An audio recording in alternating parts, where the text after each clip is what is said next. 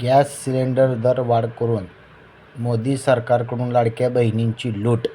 काँग्रेस पक्षाच्या वतीने सिलेंडर दरवाढ विरोधात मोदी सरकारच्या प्रतिकात्मक अंत्ययात्रा काढण्यात आली.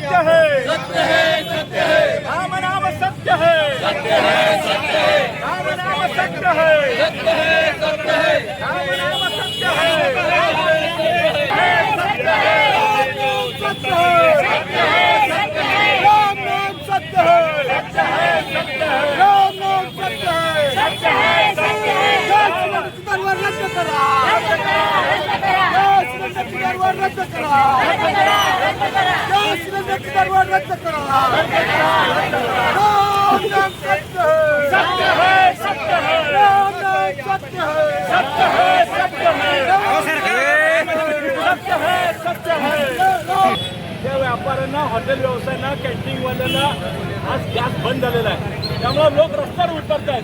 एकीकडे सरकार सभागृहामध्ये सांगतंय, राज्याच्या सभागृहामध्ये सांगतंय राम नाम सत्य है, राम नाम सत्य है, राम नाम सत्य है, राम नाम सत्य है, राम नाम सत्य है.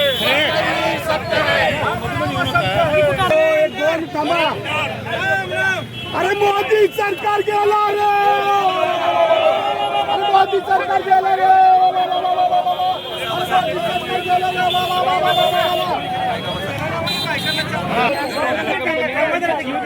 तयारी संदीप हाँ करू दे वो करा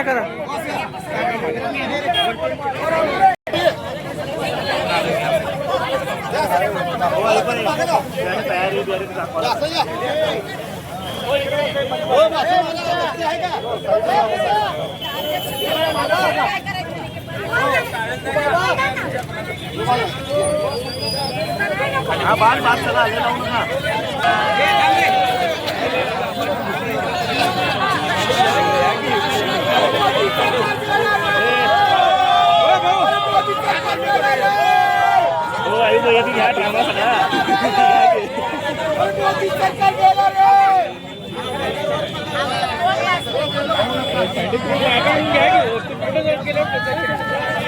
मगाशी तुम्ही घेतला त्यात आम्ही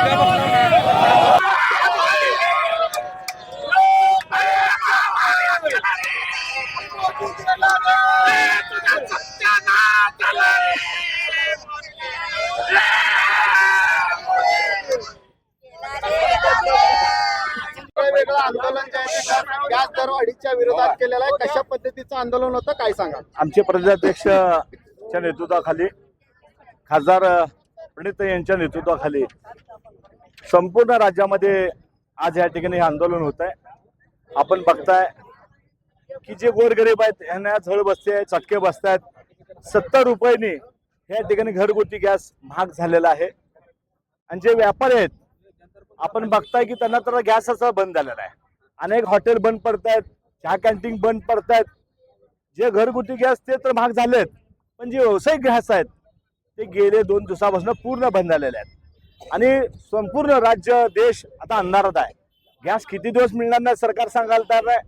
सरकार एकीकडे खोटं बोलतं. राज्य सरकार असेल, केंद्र सरकार, त्यांनी सांगितलं की कुणालाही ह्या राज्यामध्ये, देशामध्ये गॅस तुटवडा पडणार नाही, सगळ्यांना गॅस मिळा जाईल. तुम्ही इकडे सांगता की गॅसची आपल्याला कमतरता नाही, दुसरीकडे बघता की सर्व हॉटेल या ठिकाणी बंद होत आहेत. त्यामुळं काँग्रेस पक्षाच्या वतीनं आज त्यांची थिरडी मयत ह्या सरकारची, राज्य सरकार, केंद्र सरकारची आम्ही या ठिकाणी काढलेलं आहे. अशा पद्धतीने जर लोकांना ते छळत असतील, तुम्हाला जर कारभार करता नसेल तर तुम्ही खुर्च्या खाली त्या राजीनामा देऊन टाका, अशी काँग्रेसच्या वतीनं आम्ही त्यांना या ठिकाणी इशारा देतोय.